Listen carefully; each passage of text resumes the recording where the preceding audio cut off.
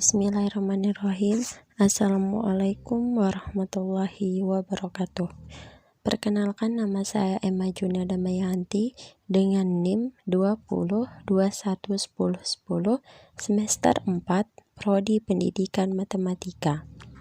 Di sini saya akan membahas materi mengenai bilangan bulat positif, negatif, dan pecahan desimal, biasa, dan persen. Agar lebih jelas, simak materi saya berikut ini. Selanjutnya, di sini saya akan membahas mengenai pengertian bilangan bulat.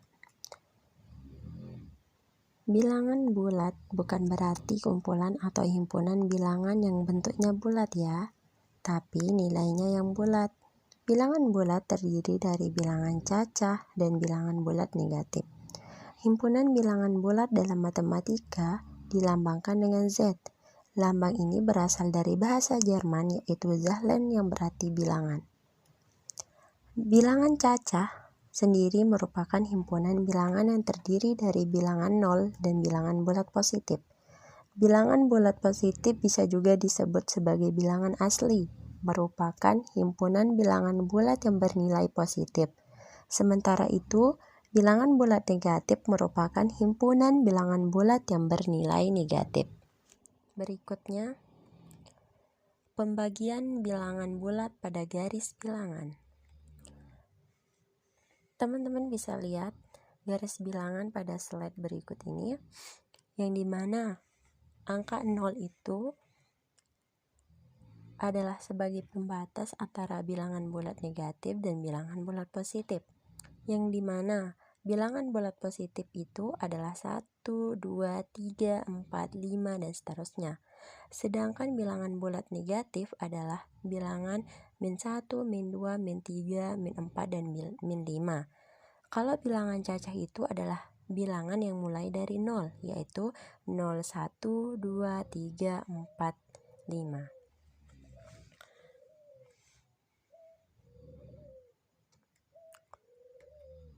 Selanjutnya, di sini itu bilangan ganjil. Bilangan ganjil itu merupakan himpunan bilangan yang bukan kelipatan 2 atau nilainya nggak habis jika dibagi dengan 2. Kebalikannya, bilangan genap merupakan himpunan bilangan kelipatan 2 atau nilainya akan habis jika dibagi 2. Contohnya nih, 8. 8 itu kan merupakan bilangan genap. Karena kalau kita bagi 2, nilainya akan habis atau nggak punya sisa. Beda lagi dengan 13. Coba deh, 13 dibagi 2 berapa? Jawabannya memang bisa kita dapatkan kan? Tapi nilainya itu nggak akan habis. Berarti 13 itu bukan kelipatan 2. Berarti itu tandanya 13 termasuk ke bilangan ganjil. Nah, di sini bisa teman-teman lihat bilangan ganjil itu sama dengan 1, 3, 5, 7, 9, dan seterusnya. Sedangkan negatif min 1, min 3, min 5, min 7, dan seterusnya.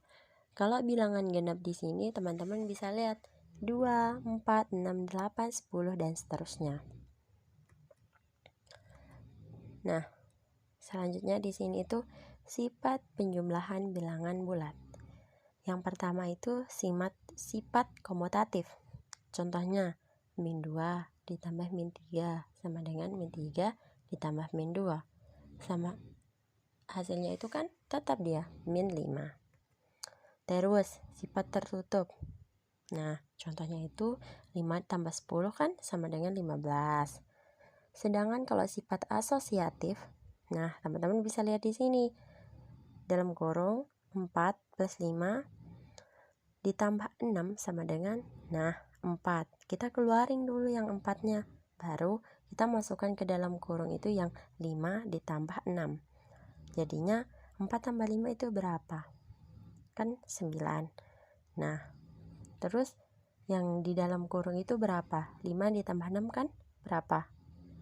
11. Jadinya yang di luar kurung itu kita tulis di bawahnya, baru ditambah dengan 5 ditambah 6 kan 11. Nah, hasilnya itu sama-sama 15.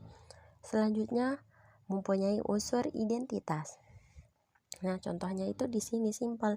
9 tambah 0 sama dengan 0 tambah 9 sama dengan 9 sama dengan 9. Yang dimana 9 tambah 0 kan 9. 0 tambah 9 kan 9. Nah, baru mempunyai unsur inverse. Nah, selanjutnya di sini kita akan membahas sifat pengurangan pada bilangan bulat. Pengurangan pada bilangan bulat dinyatakan sebagai penjumlahan dengan lawan bilangan pengurang untuk setiap bilangan bulat A dan B. Berlaku A min B sama dengan A plus min B. Contohnya di sini 6 min 2 sama dengan 6 plus min 2 sama dengan 4. Sifat operasi pengurangan bilangan bulat hanya berlaku sifat tertutup, karena pengurang bilangan bulat menghasilkan bilangan bulat juga. Kita masuk ke materi pecahan. Dalam materi pecahan ini, saya akan membahas mengenai pengertian pecahan.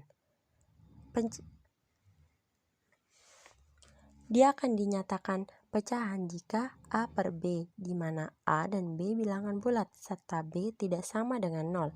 A sama dengan pembilang dan B sama dengan penyebut. Jenis-jenis pecahan. Nah, jenis-jenis pecahan itu di sini itu ada 5. Yang pertama itu pecahan biasa berbentuk A per B. Terus yang kedua pecahan campuran, terdiri dari bilangan bulat dan pecahan. Yang ketiga itu pecahan desimal. Yang keempat itu pecahan persen atau per status. Dan yang kelima itu per mil atau per 1000. Udah ya.